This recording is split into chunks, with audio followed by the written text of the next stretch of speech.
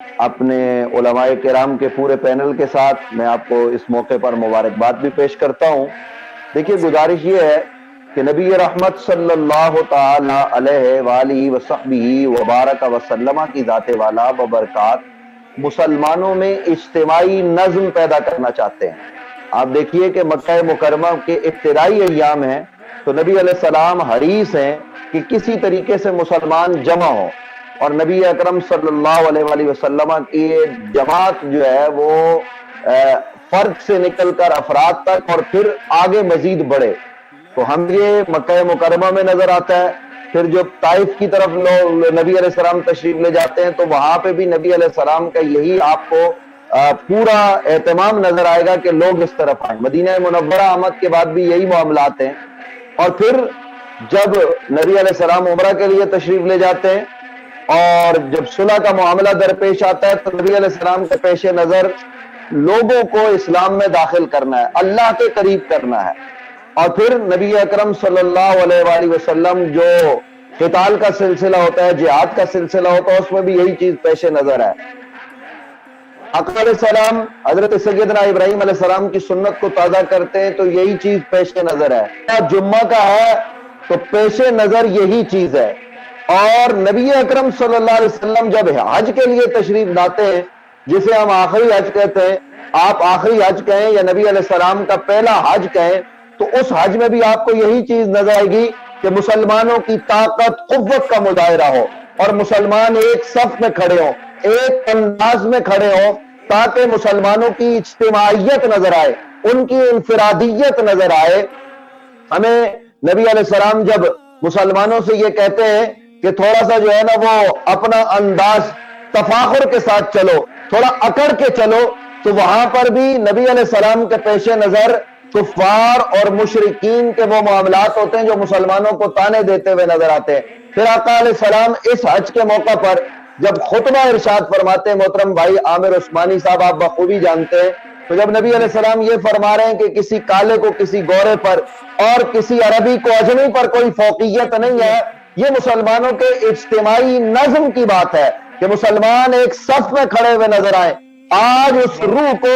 مسلمانوں کو اپنے اندر بیدار کرنے کی ضرورت ہے، اور یہ حج بتاتا ہے کہ سب کچھ قربان کر دو۔ آپ بخوبی جانتے ہیں کہ رب حبلی من الصالحین کی التجائے حضرت ابراہیم علیہ السلام نے کی، اللہ نے فرمایا ہم نے بیٹا عطا کر دیا، اور پھر پروردگار کہتے ہیں فلما بلغ معه السعی قال یا بنی انی ارى فی المنام، جب وہ بیٹا جوان ہو گیا تو کہا یہ گیا کہ اس بچے کو جب خواب میں دیکھا ذبح کرتے ہوئے، بچے سے کہا فانظر ماذا ترى، تو پھر یہ بچہ کہتا ہوا یہ نظر آتا ہے کہ یا ابت افعل ما تؤمر، جو آپ کو کہا گیا اس کو کر گزریے۔ تو حج میں یہ تمام تر چیزیں نظر آتی ہیں، اور نبی علیہ السلام اپنی امت کو، مسلمانوں کو یہ بات سکھا اور بتا رہے ہیں، عملاً یہ کردار نبی علیہ السلام پیش کر رہے ہیں کہ سب کچھ بارگاہ رب العزت میں قربان کر دو۔ بھائی عامر عثمانی صاحب، اصل میں تو رب کو راضی کرنا ہے، اور رب کو راضی کرنے کا یہ انداز آپ دیکھیے کہ اسلام کا اہم ترین رکن حج ہے، اور آج حج کا رکن اعظم جو ہے وہ ادا کیا جا رہا ہے۔ آپ دیکھیے کہ کیا روح پرور مناظر ہے، ایک ہی لباس ہے، اور تمام لباس توڑ کر، تمام لباس اتار کر یہ اللہ کی بارگاہ میں حاضر ہے، اور یہ صدائیں لگا رہے ہیں